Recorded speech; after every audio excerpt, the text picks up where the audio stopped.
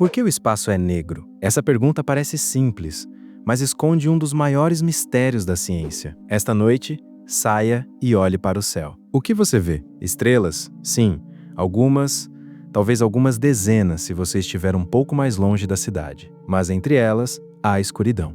Muita escuridão. Parece óbvio, mas pense nisso por um segundo. Só na nossa galáxia existem entre 200 e 400 bilhões de estrelas. E de galáxias, provavelmente existem trilhões delas no universo observável. Todas essas estrelas brilham o tempo todo, em todas as direções, há bilhões de anos. Então, por que existe escuridão entre elas?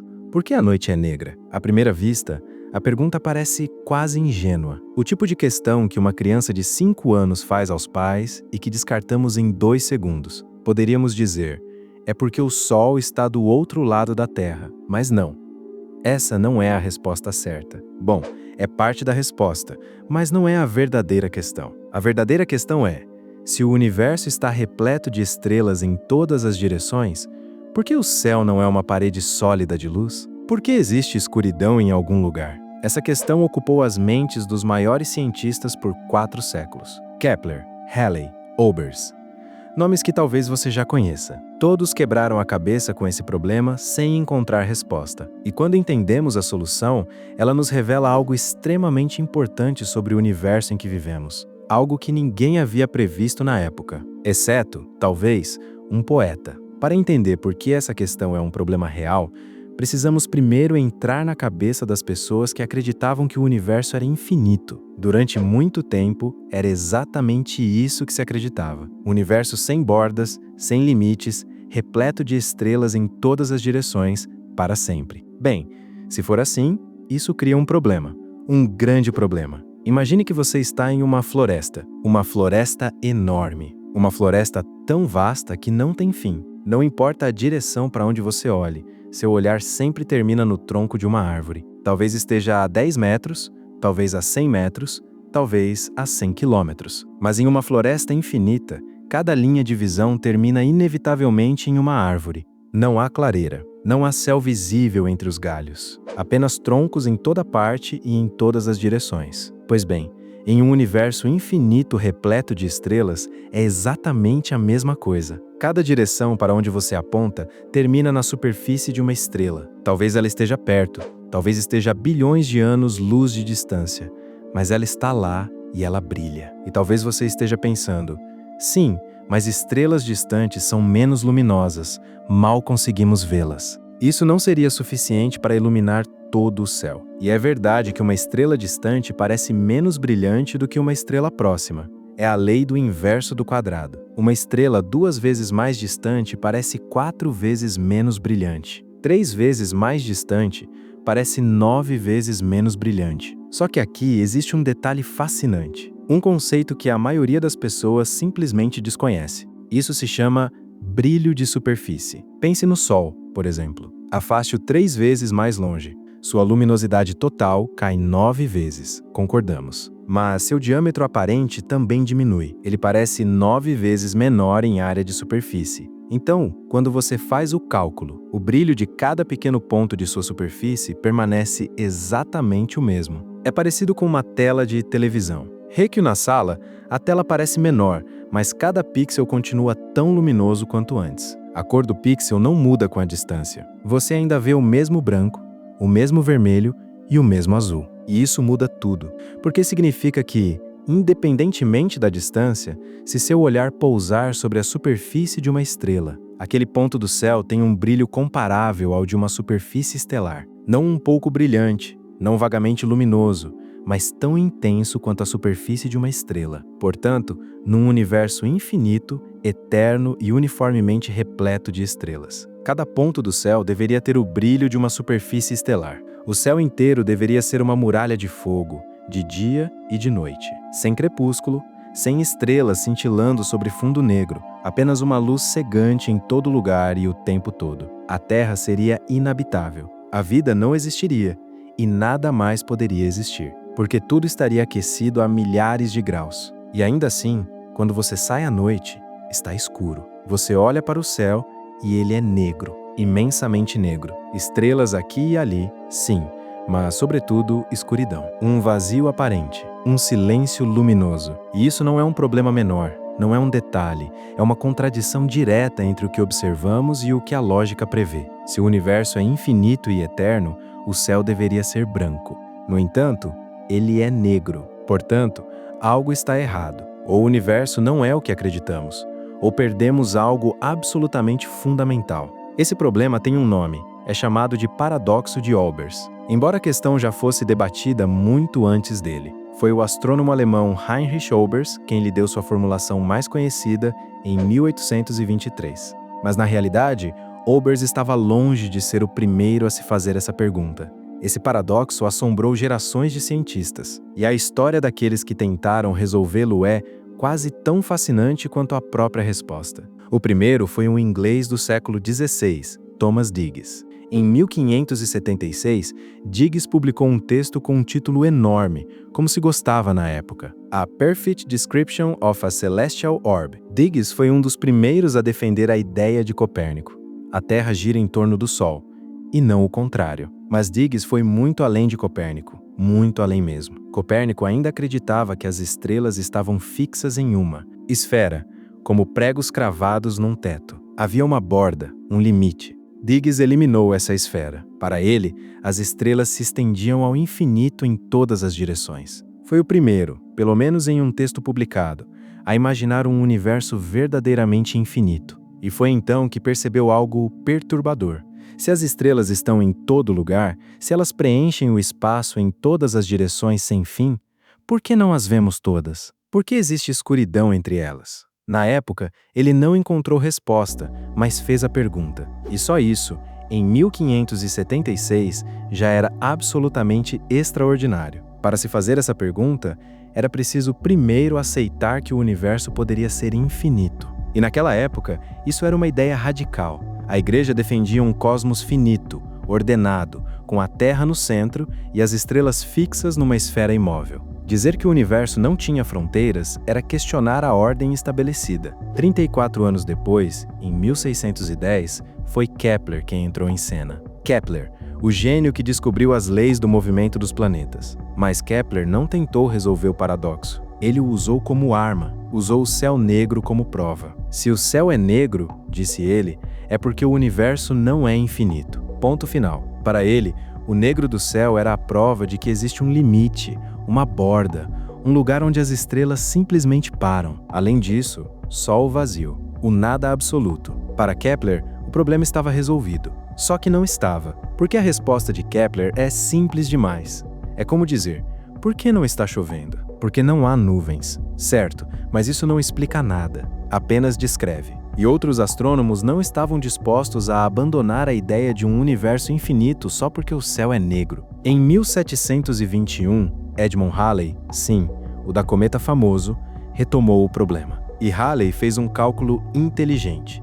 Ele dividiu o universo em camadas concêntricas, como cascas de cebola. A primeira camada é próxima, contém poucas estrelas, mas elas são brilhantes. A segunda camada está 2 vezes mais distante, contém 4 vezes mais estrelas, mas cada uma é 4 vezes menos luminosa. Resultado: a luz total de cada camada é exatamente a mesma. Primeira camada, segunda camada, centésima camada, milionésima camada. A contribuição é idêntica, e se há infinitas camadas, a luz total é infinita. O problema continua de pé. Então, em 1744, um astrônomo suíço, Jean-Philippe Lois de Chezeaux, propôs uma solução. Talvez, disse ele, a luz das estrelas distantes seja absorvida no caminho. Talvez exista matéria entre as estrelas. Poeira, gás, algo que bloqueia a luz como uma névoa que encobre a visão. Olbers retomaria exatamente essa mesma ideia em 1823, quase um século depois. É elegante, é intuitivo, só que é falso, porque se essa poeira absorve luz, ela aquece. Física básica. E todo corpo que absorve energia acaba por reemiti-la. Portanto, se ela aquece por tempo suficiente. E num universo eterno, ela tem literalmente todo o tempo do mundo. Ela passa a irradiar por conta própria. Torna-se tão quente quanto as próprias estrelas que esconde. É como colocar um anteparo na frente de um radiador.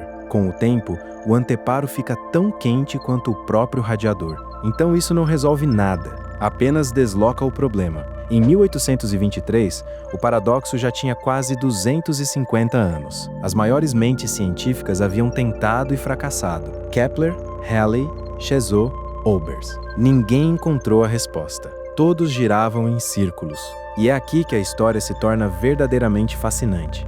Porque a primeira pessoa a encontrar o início de uma resposta real não era físico, não era astrônomo, não era sequer matemático. Era um poeta, Edgar Allan Poe. Sim, o autor de O Corvo, o inventor do romance policial. O homem que escrevia histórias de assassinato, loucura e terror. O homem que inventou o gênero do horror psicológico. Foi ele quem vislumbrou, antes de qualquer outro, a ideia central da solução para um problema que os maiores cientistas do mundo não conseguiam resolver há 3 séculos. Em 1848, Poe publicou um texto estranho, um longo poema em prosa que chamou de Eureka. Um texto bizarro, ambicioso, desmedido. Poe descrevia nada menos que o nascimento, a estrutura e o destino do universo inteiro. Não um poema sobre amor ou morte, mas um poema sobre cosmologia. Os críticos o destruíram. Seus amigos acharam que ele havia enlouquecido. E dá para entender, afinal era um autor de contos fantásticos pretendendo explicar o universo. No dia 3 de fevereiro de 1848, ele deu uma conferência sobre Eureka na Society Library de Nova York. Havia 60 pessoas na sala. Não foi exatamente o que se chama de triunfo.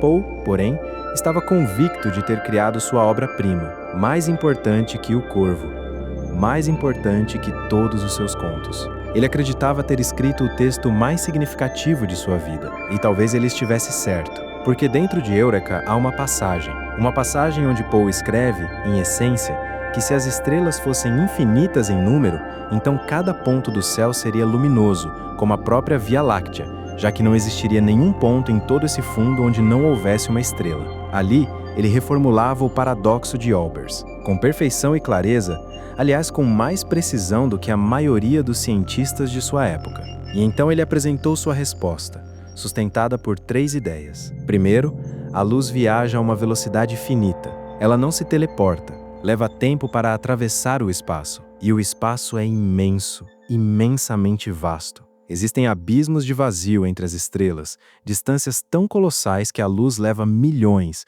bilhões de anos para percorrê-las. Segundo, e aqui está o que há de mais belo e genial, o universo tem uma idade. Ele não existiu para sempre. Houve um momento no passado em que as estrelas ainda não existiam, em que nada brilhava, em que o universo era jovem, escuro e vazio de luz. E se ele tem uma idade, e se a luz leva tempo para viajar, então a luz das estrelas mais distantes simplesmente não teve tempo de chegar até nós. Ainda não, ela está a caminho. Em algum lugar no vazio, entre aquelas estrelas e nossos olhos, há fótons viajando há bilhões de anos que ainda não chegaram. As zonas negras do céu não são zonas vazias, são zonas cuja luz ainda está a caminho. A ideia de Poe cabe em uma única frase: simplesmente não houve tempo suficiente. Ele escreveu isso em 1848, 80 anos antes de Hubble descobrir que o universo está em expansão, 120 anos antes da descoberta do fundo cósmico de micro-ondas. E ele havia antecipado um elemento central da resposta, um poeta guiado pela intuição e pela pena, sem telescópio, sem equações e sem laboratório. Ele morreu um ano depois, em 1849, aos 40 anos, em circunstâncias misteriosas. Foi encontrado nas ruas de Baltimore, delirando e usando roupas que não eram suas. Até hoje, ninguém sabe exatamente o que aconteceu. E ele partiu sem jamais saber que havia entrevisto a chave de um problema com 3 séculos de idade. Ninguém lhe disse. Ninguém o reconheceu em vida. Foi apenas em 1987 que o astrônomo Edward Harrison, em seu livro Darkness at Night, reconheceu que Poe havia tido, muito antes dos físicos, uma das intuições mais decisivas sobre a solução do paradoxo de Olbers. Temos aqui um exemplo extraordinário, onde um poeta enxergou mais longe do que os cientistas. Ele tinha a intuição certa, mas não tinha as ferramentas para provar. Não tinha a matemática, não tinha os instrumentos, não tinha os dados. Tinha apenas sua imaginação e sua lógica. E por quase um século, ninguém na comunidade científica levou Eureka a sério. Era um poema escrito por um autor de ficção científica falando sobre cosmologia, o que significa que não tinha absolutamente nenhuma credibilidade. A ciência levaria quase um século para alcançar o que um poeta já havia intuído. Em 1901, Lord Kelvin, um dos físicos mais importantes do século XIX, aquele que deu seu nome à escala de temperatura absoluta, o grau Kelvin, retomou o argumento de Poe, mas desta vez ele o transformou em equação. Calculou quanto tempo seria necessário, em um universo estático repleto de estrelas, para que a luz de todas essas estrelas preenchesse o céu e o tornasse uniformemente brilhante. A resposta é da ordem de grandeza de 10 elevado a 23 anos nesse tipo de radiação. É um seguido de 23 zeros, um número absolutamente absurdo. O universo tem apenas 13,8 bilhões de anos. Nem chegamos perto de uma fração infinitesimal do tempo necessário. Kelvin formalizou em cálculos o que Poe havia descoberto pela intuição. O universo é jovem demais, muito jovem demais, para que o céu seja luminoso. Mas a história não para por aí. Porque em 1929, Edwin Hubble faz uma descoberta que muda absolutamente tudo. Hubble trabalhava no Monte Wilson, na Califórnia, com o maior telescópio do mundo na época. E ao observar galáxias distantes, ele percebeu algo estranho. A luz delas estava deslocada para o vermelho. É o que chamamos de efeito Doppler. Você conhece esse fenômeno, mesmo que não conheça o nome. É o mesmo que faz uma ambulância soar mais agudo quando se aproxima de você e mais grave quando se afasta. As ondas sonoras são comprimidas em um sentido e esticadas no outro. Só que aqui não é som, é luz. E quanto mais distantes as galáxias estão, mais rapidamente parecem se afastar. O universo está em expansão, e essa é a segunda peça do quebra-cabeça. Porque em um universo em expansão, a luz das estrelas distantes não está apenas atrasada, ela também é esticada, fisicamente esticada. O próprio espaço se dilata, e a luz que o atravessa se dilata junto com ele. Seu comprimento de onda aumenta, ela perde energia. A luz visível se torna infravermelho. O infravermelho se torna micro-ondas, e as micro-ondas não conseguimos ver. São invisíveis a olho nu. É como se você desenhasse uma onda em um elástico e o esticasse ao máximo. A onda se alonga, se achata, perde intensidade. É exatamente isso que acontece com a luz das estrelas distantes em um universo em expansão.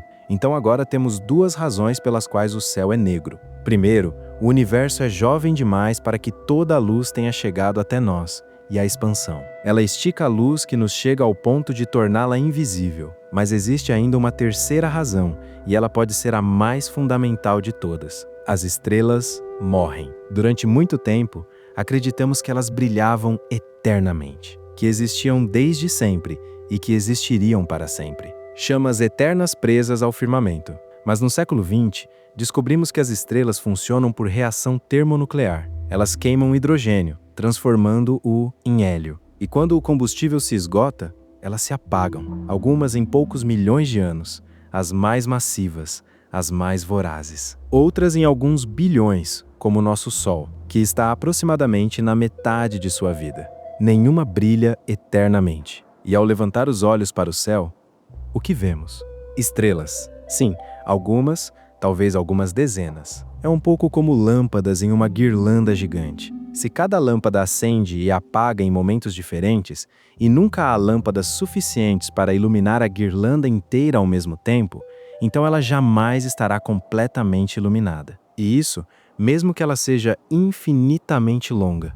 As duas primeiras ideias resolvem o essencial do paradoxo. O universo observável tem uma idade finita e sua expansão desloca a luz distante para fora do campo visível. O fato de que as estrelas não brilham eternamente aponta na mesma direção, reforça a resposta, mas não é por si só o coração da solução. É a combinação dos dois primeiros fatores que faz todo o trabalho, ou quase todo. Porque na realidade, a noite não é verdadeiramente negra. Em 1964, dois físicos do Bell Lab, em New Jersey, fizeram uma descoberta completamente por acidente. Arno Penzias e Robert Wilson. Penzias era um refugiado. Nasceu em Munique, na Alemanha, e sua família fugiu do regime nazista quando ele ainda era criança. Chegou aos Estados Unidos sem nada, e ali estava ele, 20 anos depois, trabalhando em uma enorme antena de rádio instalada em uma colina em Holmdel, uma espécie de gigantesco cone de metal de 6 metros de altura,